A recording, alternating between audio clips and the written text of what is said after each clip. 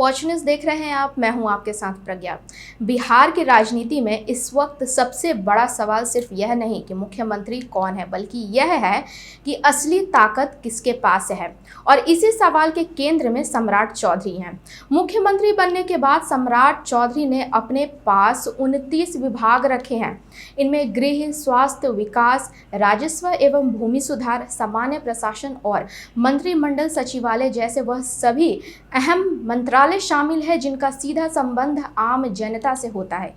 अब जरा सोचिए, इसका मतलब क्या होता है? इसका मतलब है कि थानेदार से लेकर आईएएस अफसर तक की ट्रांसफर पोस्टिंग, गांव की सड़क से लेकर बड़े अस्पतालों के टेंडर तक, कानून व्यवस्था से जुड़े हर बड़े फैसले, सब कुछ एक ही कलम से तय किया जाएगा।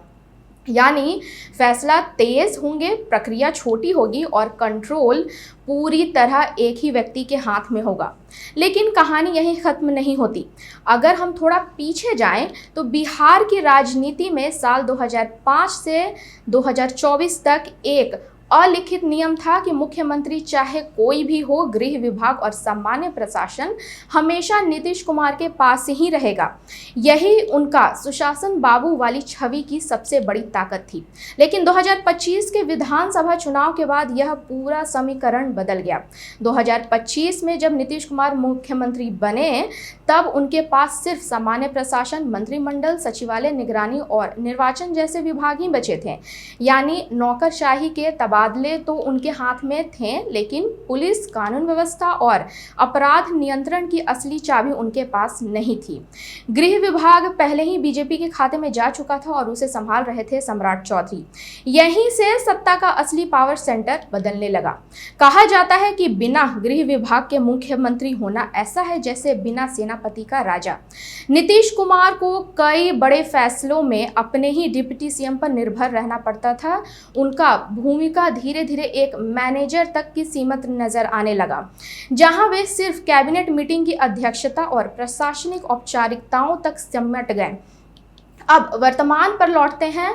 सम्राट चौधरी ने जब 29 विभाग अपने पास रखे तो यह सिर्फ एक प्रशासनिक फैसला नहीं था, बल्कि एक बड़ा राजनीतिक संदेश भी था। यह साफ संकेत है कि अब बिहार में गठबंधन की कोई मजबूरी नहीं चल रही है और बीजेपी पूरी तरह ड्राइविंग सीट पर है। आज स्थिति यह है कि राज्य का बड़ा बजट, विकास की पूरी रूपरेखा, पुलिस का नियंत्रण और प्रशासन की कमान, सब कुछ सीधे मुख्यमंत्री कार्यालय के इशारों पर चल रहा है। हालांकि यह भी सच है कि नीतीश कुमार का अपना एक अलग ही राजनीतिक कद और अनुभव रहा है, जिसके दम पर उन्होंने दशकों तक बिहार जैसे चुनौतीपूर्ण राज्य को संभाला है। लेकिन बात सिर्फ ताकत की करें तो आज के समीकरण में सम्राट चौधरी एक वन मैन आर्मी के तौर पर उभरकर सामने आए हैं।